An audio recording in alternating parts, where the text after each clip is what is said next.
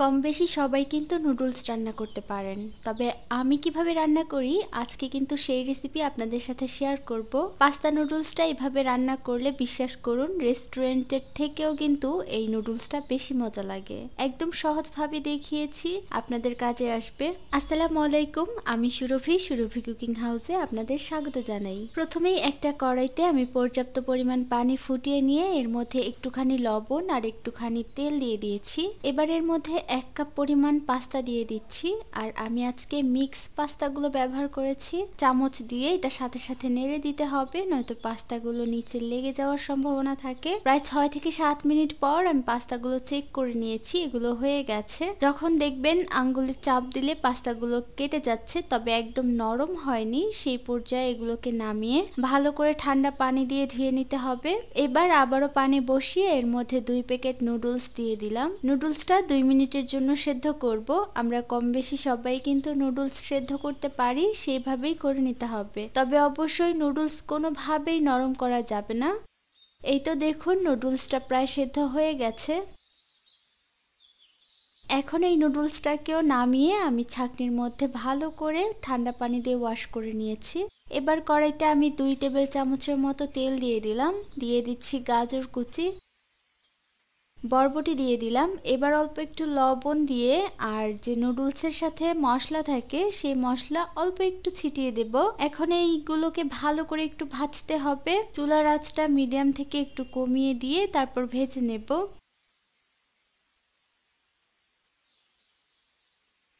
এই পর্যায়ে এই সবজিগুলোকে খুবই ভালো করে ভাজতে হবে। যখন ভাজা হয়ে যাবে তখন একটা সাইড করে দিয়ে আমি ক্যাপসিকাম দিয়ে দিচ্ছি। ক্যাপসিকামের উপরেও হালকা একটু মশলা ছিটিয়ে দিলাম। এবার এই ক্যাপসিকামগুলোকেও ভেজে নেব। ক্যাপসিকাম হতে সময় বেশি লাগে না, তাই একটু দেরিতে দিয়েছি। আরেক সাইডে সবজিগুলো ভাজা হয়ে গেছে, সেগুলো উঠিয়ে নিয়েছি। এবার 1-2 মিনিটের মতো এই ক্যাপসিকামগুলো ভেজে নেব।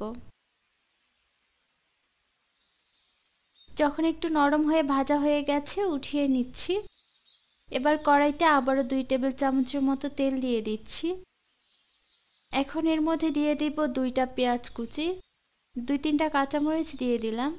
এবার পেঁয়াজ আর মরিচটাকে একটু লাল হওয়া পর্যন্ত ভেজে নেব। পেঁয়াজ মরিচ ভাজা হলে তারপর দিয়ে দিচ্ছি 2টা ডিম। ডিমটা একটু হালকা শক্ত হতে দেব, তারপর পেঁয়াজের সাথে মিশিয়ে ভালো করে ভেজে নেব।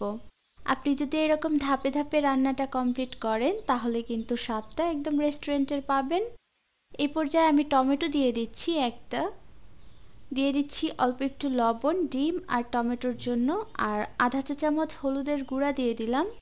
এখন এগুলোকে ভালো করে ভাজতে হবে যতক্ষণ না ডিমের গন্ধটা চলে যাচ্ছে।